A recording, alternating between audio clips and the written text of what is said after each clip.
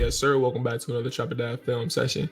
I am your host, Moly Mo, Jamal Forrest. And listen, you know what time it is, man. Welcome back. Preseason football is here. You know, it's not our regular season thing, so it's not going to be heavily weighted upon, the production or success of this team. But we do got some things to talk about. There was some reserve players that's going to be in some battles that we got to kind of consider in this situation. We also got to think about the first drive with the starters on the offense and two drives with the starters by the defense, or who was playing with the ones defensively and offensively. So without further ado, let's go ahead and tap into the film session. We're going to go offense and defense on this. So make sure you hit that like button, make sure you hit the subscribe button, all that good stuff. Trap or Die film session starts right now.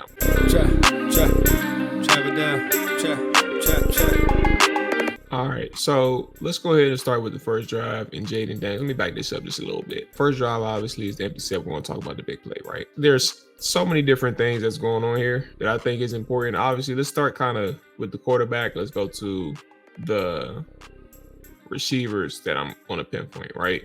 Jayden Daniels, man, his release is very quick.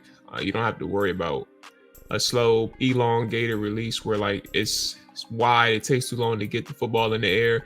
Like, at the snap of a finger, that ball is gone, right?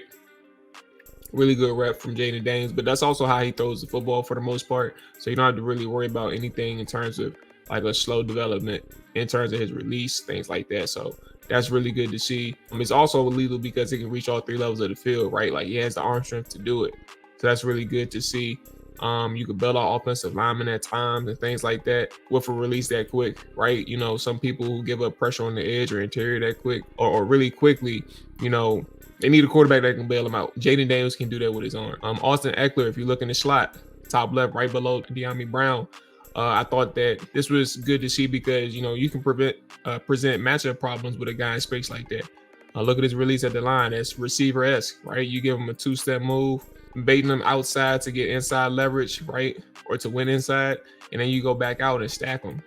Like, that's a professional receiver situation, and you have separation right here, right? Really good rep from Austin Ekeler. The linebacker itself, you're not necessarily going to see a linebacker on Ekeler all the time, but generally speaking, when you go out wide, that's the type of matchup you'll get. You'll get a linebacker go out, especially if you have a 11 personnel, right? Because at the bottom of your screen, you got a tight end down there and John Bates. So that's kind of what that thing will look like. So good move by Ekeler to get inside, but also the awareness to stack and keep pushing up vertical. And then Dyami Brown doesn't create much separation, but there was a few things that I liked in his rep, his hand usage, how he was able to utilize his hands to maintain a distance, right? In the beginning, you can see like a slight little arm over. It didn't necessarily do too much, but it kept him in phase, right? Not creating much separation, but at this point, let's kind of phase to the other angle.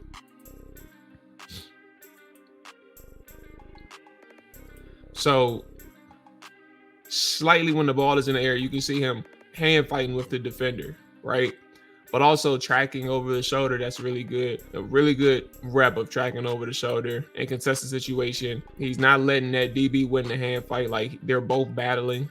And then he makes a play at the catch point over the shoulder, right? Outside shoulder. Perfect ball by Jayden Daniels, obviously, right? Given the situation. But then maintaining it on contact. Like, your head first into the ground. That's very good grip strength, right? And finishing the play through contact. Really good rep from Dyami Brown. Overall, good rep from all three individuals that I listed. All right, so we're going to show B-Rob some love here too. The contact balance. Nothing's changed with B-Rob.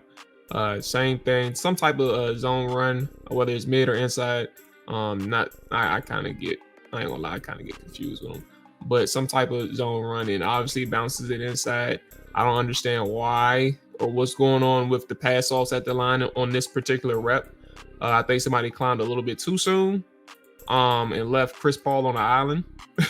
But Chris Paul defenders makes contact with B-Rob at the line of scrimmage, but you see B-Rob just bounce off him like a pinball over and keep on pushing. So that's B-Rob in his natural form, his mid-season form, knocking MFers over. All right, so we're going to go ahead on to the second and third drives. Up next, you have some love from the offensive lineman, Ricky Stromberg in at center, but overall just a Now, Ricky Stromberg and Dieter, I forgot his first name, but they rotated a lot. Not necessarily, actually, I'm sorry, not Dieter. Ricky Stromberg and what is his name? We're going to be real quick. Julian Good-Jones is the name. I know I took too long, right? But Ricky Stromberg and Julian Good-Jones rotated at left guard and center interchangeably, right? But he gets to start. Ricky does at center. And you see right here that combo block. It's kind of like it looks like a duo in a sense. You got two double team blocks up front, but you got the left guard and center, or excuse me, right guard and center climbing to the next level, getting the declaring linebackers, right, or the second level defenders. And sealing off. You get a nice strong run. I think about 8 yards, something like that. But you kind of see how the plays develop at the forefront, right, the first level. And then you see Jahan Dotson getting a slight seal. I want to give Jahan some credit too. It was a play that he had on the first drive, where on a pin pull concept, he was able to seal the edge rusher. Really good rep with his physicality, sealing off a person that was probably easily over 100 pounds more on him. That was a really good rep from him. Yeah, I think it was B-Rob's first run too. It went for like 5 yards, something like that. Okay, so now you got Stromberg at center. Left guard, as I mentioned. He interchanged with Julian Good-Jones. Now he's facing off against a 3-tech in this rep. And he has some really good functional strength. And again, we're talking about the reserves now, right? See his hand placement, you see his grip strength, right? Independent hand usage, being able to displace that man out the gap.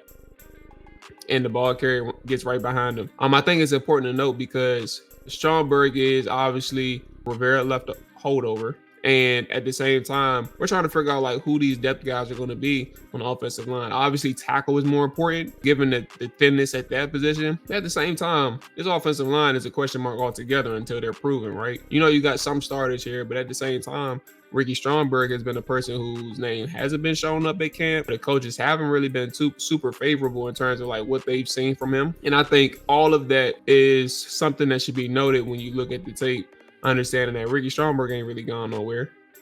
Last year, he was one of their best offensive linemen per the players. So I think we need to take that into account as well. So a couple good reps from Ricky Stromberg that I think is worth noting as the game went on. And we're not talking about the starters, right? Now we get to Ben Sinnott.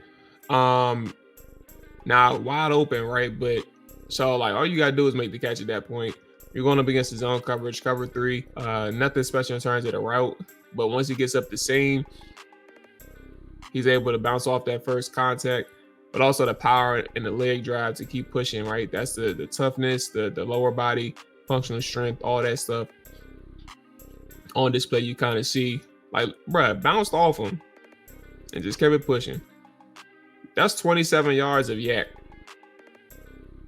That's 27 yards of yak. And I think that's something that we need to understand when we talk about Sinnott can bring to the team exactly. Sinnott is a person who he's not super fast, he's not super agile or anything like that, but he can catch, he has hands, he can get physical in the run game, and his yak ability is one of the best. Once the football is in his hands, it's kind of hard to bring down. All right, Sam Hartman love and Brycen Tremayne love. All right, so here we go. This is kind of a mixed coverage. You got a cover 6 where quarters on one side, cover 2 on the other side, right? And Sam Hartman does a really good job processing, going through his reads, right? So you're going to see that he starts on that field side and works himself down to the boundary side with the two-man game. Two-man game with the running back in the flat and the dig behind on the second level, right? Brycen Tremayne running the dig, and he notices as he's reading the field and going through his reads, that linebacker who starts to cheat, right, jumps down to the flat. And that leaves a vacated zone behind him to Brycen Tremayne. Now, Sam Hartman throws a really high ball, but that's what happens, or it doesn't matter when you have a 6'4" receiver who can go up there and snag it like that, extend beyond his frame or outside his frame, has really good strong hands, things like that. So really good rep from both Sam and from Tremayne. But also on this play, look at my guy Ricky Stromberg at left guard, picking up that stunt game, right? And driving that defender and washing him to the other end of the pocket, creating a throwing lane for Sam Hartman. Really good rep.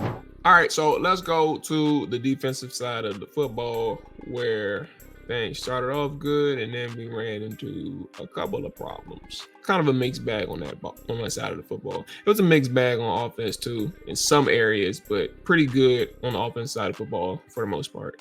Anyway, defense. So Emmanuel Forbes' biggest thing, most important thing why he couldn't stay on the field is because he wasn't getting active in the run game. Can't be a liability in coverage, and you can't be willing to tackle, right? First play, has a toss. He has a really good run fit, right? Reads the runner, meets him in the hole, able to slow him down, right? He doesn't necessarily stop him in his tracks, but he does do enough to get some help from Jordan Morgan, where you see, Jordan gets chipped a little bit, falls, gets up, and smacks the running back along with Emmanuel Forbes, who has a hold of his legs. So really good rep from Emmanuel Forbes, really good effort from Jordan Magee. If I said Jordan Morgan before, don't ignore me, please. All right, one of my favorite plays, 3rd and 14. Just trying to run a screen pass. And Mikey Sainristil from the slot position, hawks down the defender. He gets a 1-yard loss on the screen. It's a better angle to see it.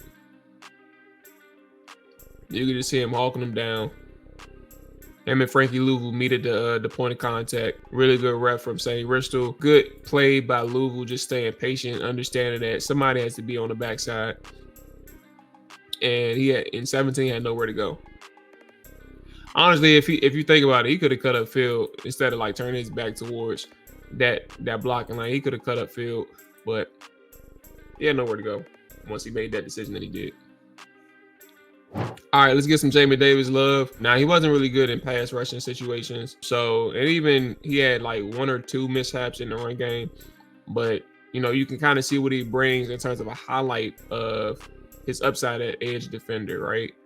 First play, you see that pad pop on 74 Olu Fashanu, right? Boom. Pops him. He got vision inside. Now he knows where the back is. Able to get off or slightly get off the block, make a tackle, shoestring tackle. I think it's a 1-yard gain. All right, so second play, now he's up against a tight end. Same thing, able to have some power, generate some power, but went inside, right? That's the most important thing. So now you see where his head is, his helmet is, his vision, able to understand where the back is going. And once the back decides to cut inside, he declares his move. Able to get him again. Back-to-back play, shoestring tackle. So I'm gonna fast forward a little bit. Here's why those 2 moments are significant in terms of like where his head is and how he can really set the edge. So as we start this play against Olu, right? Look where his head is, right? He's trying to find and locate the running back. He's not necessarily super comfortable with it right now, right? So he doesn't know how big of an edge he has to set. He thinks he's doing it. I'm sure he thinks that he set the edge. So now he's trying to locate the back, but you see he didn't really set the edge good enough. And that allows 0 to bounce outside. I think that was the 16-yard gain. So you see the difference in terms of where he's at in terms of locating ball carriers, but also understanding how, like, where the fine line of edge setting is for him as an edge rusher in a new position. All right, back to coverage. So now you have a situation where Emmanuel Forbes and Quan Martin has a solid rep. I think this leads to a sack. 3rd and 7. Yep. So you have Emmanuel Forbes on the field side at the 30-yard line or the 30-yard marker, where you have that single high safety over top of him, right?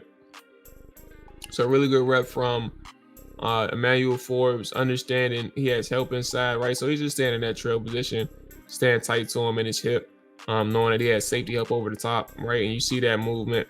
So they have that vertical route on lock. Nothing to worry about there. Solid back end coverage overall from all the other guys. You see Quan Martin in that hook roll, right? Or robber. I think this is cover 1. So I think Quan Martin is, it's cover 1. I'm sorry, I had to think a little bit and see how these defenders were playing. These are man turns. But yeah, Quan Martin, if you look at him, right, and how he's manipulating Tyrod Taylor, he sees both routes, but he also sees that crosser and he's cutting it off. And that's what forces Tyrod to try and escape and go for Green in that first down himself, but we closed that pretty quickly and we get the sack. But good, really good rep from Emmanuel Forbes and Quan Martin, and obviously Jeremy Chen over top, who's playing with Emmanuel Forbes on that rep.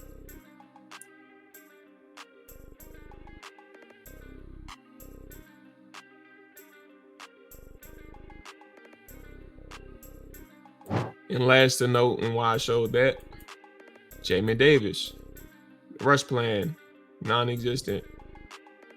He tried to spin off of Olu, didn't have a plan, got hemmed up, and was basically trying to find the quarterback with his back towards the quarterback. And also, let's kind of start from the beginning. No juice off the get off. It's not kind of in sync. Speed aren't under him. He has a ways to go as a pass rusher. Another rep from Emmanuel Forbes. I think it's a third down rep. You see how he played it, all right? He has inside leverage. He's not giving up that leverage at all. He's just playing the numbers, understand the sticks, right? As soon as he breaks on that curl, he's on it. Play defended, receiver strapped. This one was a little frustrating, obviously, because you see Jeremy Reeves missed the tackle in open space. It leads to a 22-yard gain on 3rd and 11. You don't like that.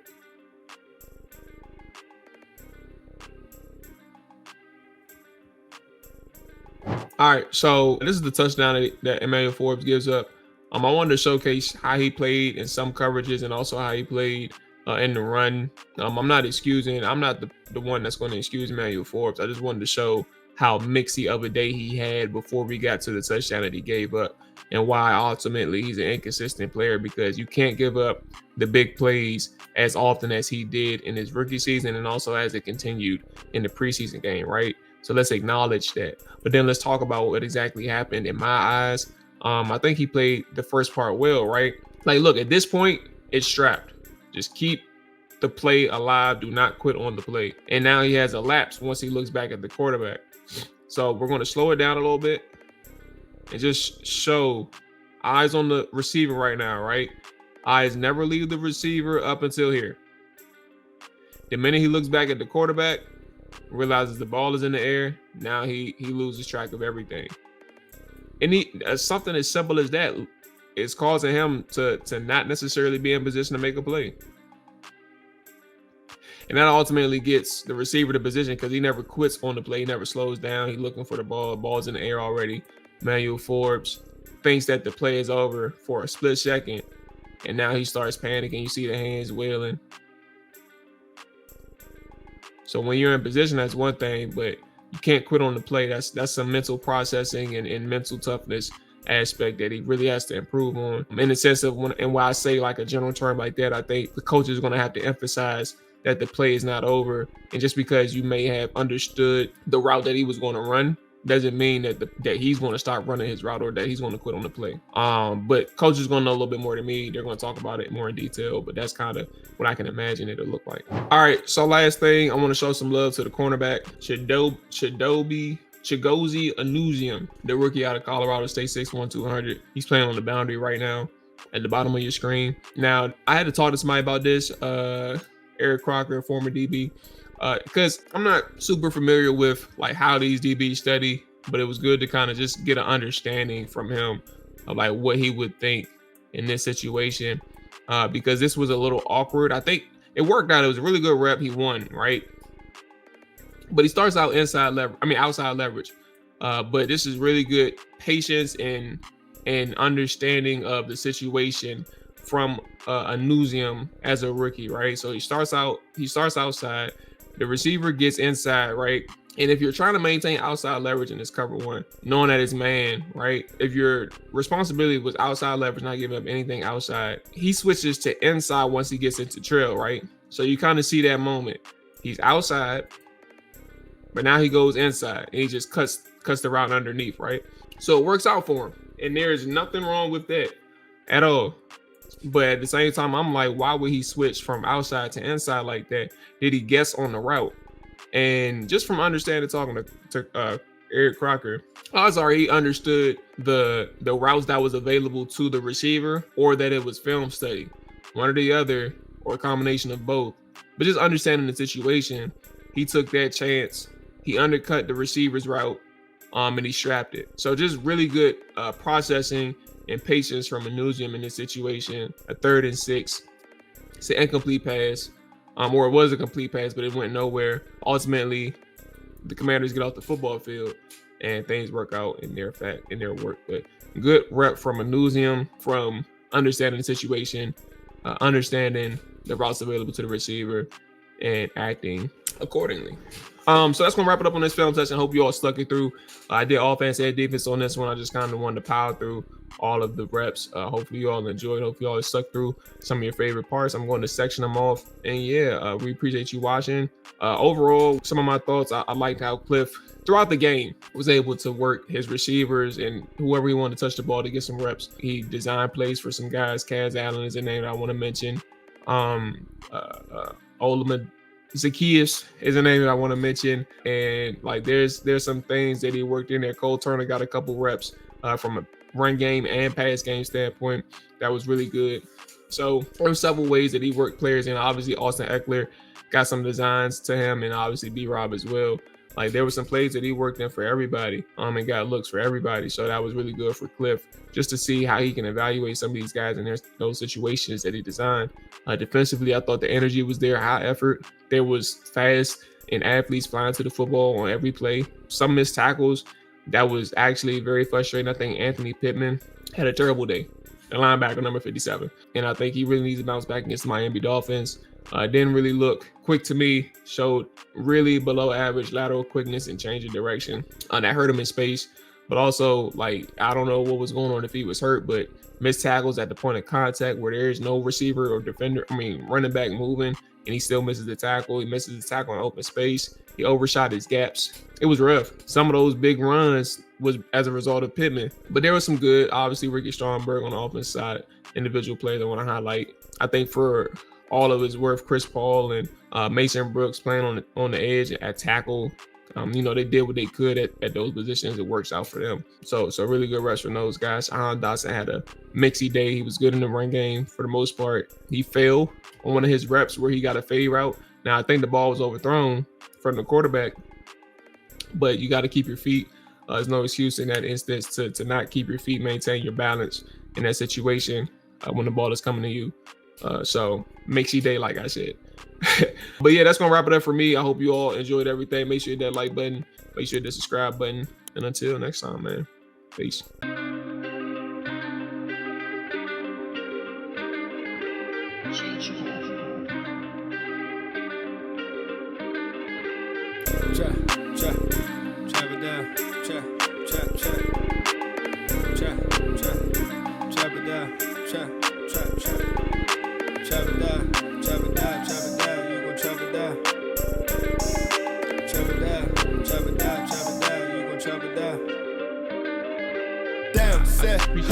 Watch him throw the ball, we gon' pick it off. You gon' let him hit the hole or you gon' cut it off. You gon' play through 4th and long or you gon' punt it off. Your defenders, heavy hitters, put your pads in. Don't be looking for the ref to throw no flags in. Keep the helmet on, keep the cleats tight. You the type to want to win by any means, right? You should look alive, this is Trap or Dive.